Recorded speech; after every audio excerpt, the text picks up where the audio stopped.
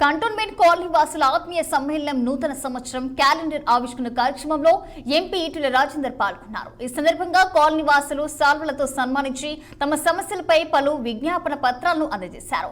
కార్యక్రమంలో భాగంగా cantonment board సభ్యులు నర్మదా మల్లికార్జున్ రూపొందించిన 10 నెలల్లో 15 కోట్ల అభివృద్ధి అనే వీడియోను ఈటెల రాజేందర్ వీక్షించారు. అలాగే అభివృద్ధి నివేదికతో పాటు 2026 నూతన సంవత్సర క్యాలెండర్ ను ఆయన ఆవిష్కరించారు. ఈ సందర్భంగా ఈటెల మాట్లాడుతూ కంటోన్మెంట్ ప్రాంతంలో గత 10 నెలల్లో 15 కోట్ల రూపాయల నిధులను ఖర్చు చేసి రోడ్లు, డ్రైనేజ్ వ్యవస్థ, పార్కుల ఆధునీకరణ పనులు చేపట్టినట్టు తెలిపారు. అలాగే బ్రిడ్జ్ నిర్మాణం కోసం భూసేకరణకు వచ్చిన 303 కోట్ల రూపాయల కేంద్ర ప్రభుత్వానికి వెళ్లకుండా కంటోన్మెంట్ బోర్డుకు జమ అయ్యేలా చేశామని వెల్లడించారు.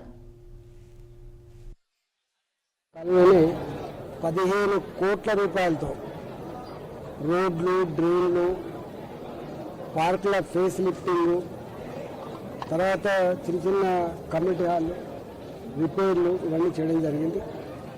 అన్నిటికంటే ముఖ్యంగా ఏ కంటోన్మెంట్ ల్యాండ్ అయితే తెలంగాణ సర్కార్ అక్వైర్ చేసిన బ్రిడ్జ్ కోసం 303 కోట్ల రూపాయలు ఢిల్లీ గవర్నమెంట్కి పోయే డబ్బులు, కేంద్ర ప్రభుత్వానికి పోయే డబ్బులు, తెలంగాణలో ఈ కంటోన్మెంట్ చాలా చారిత్రాత్మకమైన కంటోన్మెంట్.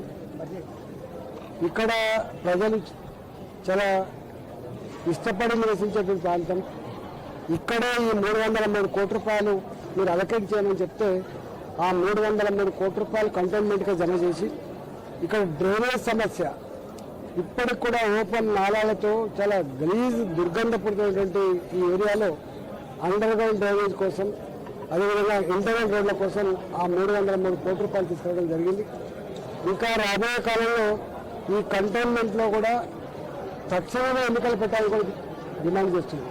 ఎందుకంటే కేంద్ర ప్రభుత్వానికి ఈ నామినేటెడ్గా నియామకం జరగడం వల్ల పూర్తి స్థాయిలో పాలక మండలి లేకపోవడం కొంత ఇబ్బంది అవుతూ ఉంది. కాబట్టి ఒక నర్మద లాంటి వ్యక్తి మొత్తం వార్డులలో పనిచేసే వ్యక్తి ఉండదు. కాబట్టి రాబోయే కాలంలో త్వరలోనే కంటోన్మెంట్ బోర్డు ఎన్నికలు పెట్టాలని కూడా మేము కోరుతాం. ఈ 9 నెలల 10 నెలల కాలంలోనే